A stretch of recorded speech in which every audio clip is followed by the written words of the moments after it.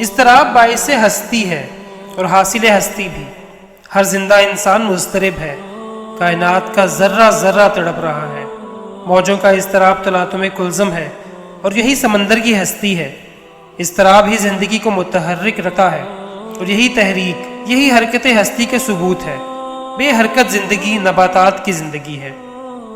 زندگی کا بیشتر حصہ وقف اضطراب رہتا ہے۔ انسان کی آرزوئیں، اس کی خواہشات، اس کے تقاضے، اس کے منصوبے اور اس کے عزائم اتنے زیادہ ہوتے ہیں کہ ان سب کا بیک وقت حصول ناممکن ہے۔ جب خواہشات دم توڑتی ہیں تو اضطراب پیدا ہوتا ہے۔ اضطراب اس لیے بھی پیدا ہوتا ہے کہ انسان کئی راستوں میں سے کسی ایک راہ کا انتخاب نہیں کر سکتا۔ قوت فیصلے کی کمزوری انسان کو تذبذب میں ڈال دیتی ہے اور انجام کار وہ مضطرب رہنے لگتا ہے، اور پھر انسان کا اضطراب اس سے سوچنے کی صلاحیت بھی چھین لیتا ہے۔ انسان علم حاصل کرتا ہے عمل کے لیے، لیکن جوں جوں علم پھیلتا ہے عمل کے موقع سمٹنا شروع ہو جاتے ہیں۔ آج کے انسان کا سب سے بڑا عمل حصول علم ہے، اور یہ عمل اس کو فرائض کی بجا آوری کے عمل سے بہت دور کر دیتا ہے۔ نتیجہ اضطراب ہے۔ سڑک کے کنارے کمرے میں بیٹھ کر زندگی کا مفہوم سمجھنے والا اس زندگی کو بھی نہیں سمجھ سکتا جو سڑک پر سے گزر رہی ہے۔ علم اور عمل کے فرق سے اضطراب پیدا ہوتا ہے۔ انسان کی کوشش جب متوقع نتیجہ حاصل نہیں کرتی تو وہ مضطرب ہو جاتا ہے۔ پھولوں کے خواب دیکھنے والا دامن میں خار دیکھ کر پریشان ہو جاتا ہے۔ خواب کی اونچی اڑانیں ہستی کو پستی سے نکال نہیں سکتی۔ انسان کی آرزو جب حسرت بن جائے اور اس کا اصل لا حاصل ہو کر رہ جائے تو اس کا مضطرب ہونا بجا ہے۔ اپنے جب اجنبی بن کر پاس سے گزر جائیں تو انسان کیا کرے؟ وہ مضطرب ہوگا، بے قرار ہوگا، بے چین ہوگا۔ اگر اضطراب برداشت سے بڑھ جائے تو طرح طرح کی میڈیکل پریشانیاں پیدا ہو سکتی ہیں۔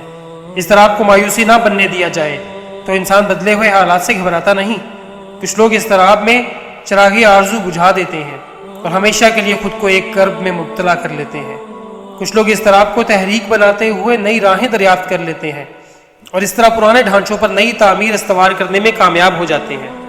دراصل اضطراب کا مسکن ہونے اور نہ ہونے کے درمیان ہے۔ جانے والے زمانے کی یاد میں آنے والے زمانے کا انتظار بھی تو شامل ہے۔ اضطراب اس امر کا اعلان ہے کہ ایک دور ختم ہو گیا اور دوسرا دور جنم لینے والا ہے۔ مضطرب انسان منتشر نہیں ہوتا۔ مضطرب آدمی وجہ اضطراب سے بہرحال باخبر ہے، جبکہ منتشر انسان بے وجہ انتشار سے بے خبر ہے۔ اضطراب ایک قوت ہے، تشخص کا ایک مقام ہے، پہچان کا ایک زاویہ ہے، شخصیت کا ایک پہلو ہے۔ مضطرب قومیں اپنے لیے نئے سورج تراش لینے میں اکثر کامیاب ہوتی ہیں۔ اضطراب ہی مجاز ہے، حقیقت کا راستہ دکھاتا ہے۔ انقباض سے نکل کر انبساط میں داخل ہونے کا اولین سگنل اضطراب ہے۔ عہد رفتہ کے مرثیے اور عہد فروا کے قصیدے کے درمیان اضطراب گنگناتا ہے۔ اضطراب میں رہنے والے بڑے تخلیق کار ہوتے ہیں۔ اضطراب شب بیداری کا پیغام ہے اور کامیابی کا زینہ ہے۔ اضطراب سوز ہے اور یہی سوز جوہر تخلیق ہے۔ آج کی زندگی میں ایک گھٹن ہے، ایک حبس ہے۔ آج کی زندگی خود غرضی کی زندگی ہے۔ کوئی کسی کا پرسان حال نہیں، کسی کو کسی سے ہمدردی تو خیر دور کی بات ہے، دلچسپی ہی نہیں۔ ظاہر کی رونقیں باطن کی وحشتوں سے خوفزدہ ہے۔ ہر طرف انسان کی بھیڑ ہے اور اس بے پناہ ہجوم میں کوئی انسان نظر نہیں آتا۔ بد اعتمادی کے اس عہد میں ہر شخص مضطرب ہے، سرگرداں ہے، پریشان ہے، بے قرار ہے۔ ایسے محسوس ہوتا ہے کہ ایک وبا پھیل چکی ہے، بے چینی کی وبا، بے بسی کی وبا، بے حسی کی وبا، بے کسی کی وبا، بے یقینی کی وبا، بے مروتی کی وبا، بے حیائی اور بے وفائی کی وبا۔ ہر حساس آدمی کو معاشرتی انحطاط مضطرب کر رہا ہے۔ یہ دور بڑے کرب سے گزر رہا ہے۔ اذیت اور تنہائی انسان کی روح تک جا پہنچتی ہے۔ انسان کو اندر سے گھن لگ گیا ہے۔ چہروں کی نقلی مسکراہٹ ضبط غم کے سوا کچھ نہیں۔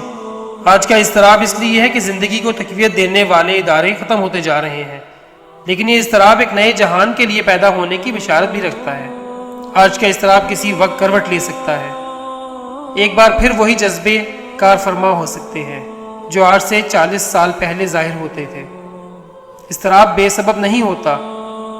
اضطراب بھولا ہوا سبق، چھوڑی ہوئی منزل اور نظر انداز کیے ہوئے فرائض یاد دلاتا ہے، اور اس طرح پیدا ہونے والا احساس غفلت بیداری کی اولین کرن ہے۔ جو لوگ دنیاوی اشیاء اور ضروریات کے حصول کے لیے مضطرب کہلاتے ہیں، وہ دراصل مضطرب نہیں، وہ تکلیف میں ہوتے ہیں، اور تکلیف اور شے ہے، اضطراب اور چیز۔ تکلیف کمی سے ہوتی ہے، اضطراب کوتاہی سے پیدا ہوتا ہے۔ اضطراب روح کی بےتابی اور تکلیف ذہن اور جسم کی پریشانی ہے۔ جب انسان کا حق اس کی دسترس میں نہ ہو تو اضطراب پیدا ہوتا ہے۔ جس زمانے میں انسان کو اپنی ضروریات کے حصول کے لیے دعا کے علاوہ کوئی چارہ میسر نہ ہو، وہ زمانہ اضطراب کا زمانہ ہے۔ آج کا عصری کرب انسان سے ذوق حیات بھی چھین رہا ہے۔ آج کے انسان کی ضروریات کے پاؤں اس کے وسائل کی چادر سے باہر ہیں۔ غریب کو امیر ہو جانے کی امید نے سہارا دیا ہوا ہے، لیکن امیر کو غریب ہونے کے ڈر نے مضطرب کر رکھا ہوا ہے۔ دولت مند انسان کو دولت نے اضطراب سے نہیں بچایا، دولت اضطراب سے نہیں بچا سکتی۔ دولت کا پرستار ہمیشہ بے قرار رہے گا۔ بعض اوقات آنے والی ناگہانی آفات و بلیات بھی قبل از وقت اضطراب پیدا کرتی ہیں۔ زلزلے سے پہلے جانور اور پرندے مضطرب ہو جاتے ہیں۔ اندیشہ اضطراب کا ہم سفر ہے۔ ہمارے ہاں سرحدوں کے حالات اتنے خوش کن نہیں کہ اضطراب پیدا نہ ہو، لیکن یہ وہ اضطراب ہے جس کا حل ہمارے پاس نہیں۔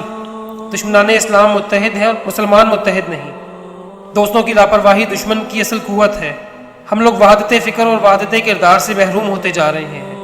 آج ہمیں بیک وقت اقبال رحمۃ اللہ علیہ اور جناح رحمۃ اللہ علیہ کی ضرورت ہے۔ آج کوئی جگانے والا چاہیے، کوئی چلانے والا چاہیے، تاکہ شمع حریت ہر طوفان سے محفوظ رہے۔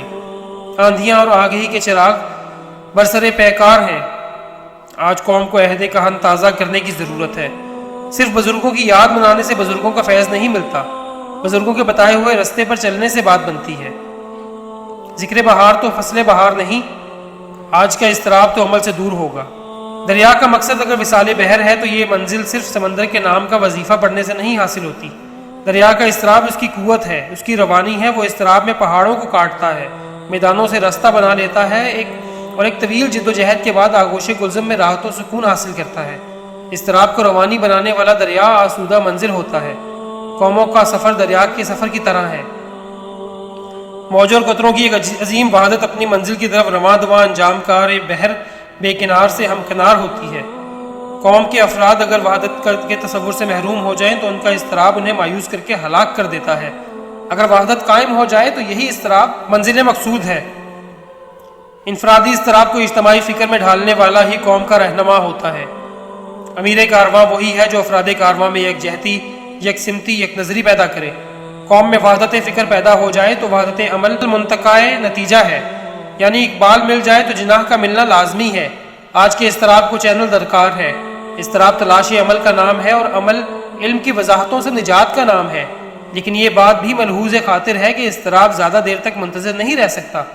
اسے بہرحال کچھ کرنا ہے، اچھا یا برا۔ اضطراب کو امید نہ میسر ہوئی تو مایوسی اس کا نصیب۔ ٹمٹماتے ہوئے مضطرب چراغ اکٹھے کر دیے جائیں تو ایک عظیم چراغاں پیدا ہو سکتا ہے، ورنہ چراغوں کے بجھ جانے کا اندیشہ ہے۔ اضطراب کی وجہ کچھ بھی ہو، اس سے نجات کی صورت وحدت افکار و کردار ہے۔ اس وحدت کا حصول ہی فضل الہی ہے، اور اس کا طریقہ ذکر الہی ہے۔ ذکر الہی ہر اس عمل کو کہیں گے جس کا مدعا رضائے حق ہو۔ اپنی منشا کو منشائے ازدی کے حوالے کر دینے سے ہی اضطراب دور ہو سکتا ہے۔ یہ بے عملی نہیں، یہ عظیم عمل ہے۔ انسان کا اتحاد رضا الہی کے حصول کے لیے، تاکہ یہ زندگی بھی بامراد ہو اور آنے والی زندگی بھی بانصیب۔ سفر زمین کا، فرمان آسمان سے ملے، سکون ملے بھی تو انسان کو کہاں سے ملے۔ کب رات کٹے کب ہو سحر کہہ نہیں سکتے، کب ہوگا دعاؤں میں اثر کہہ نہیں سکتے۔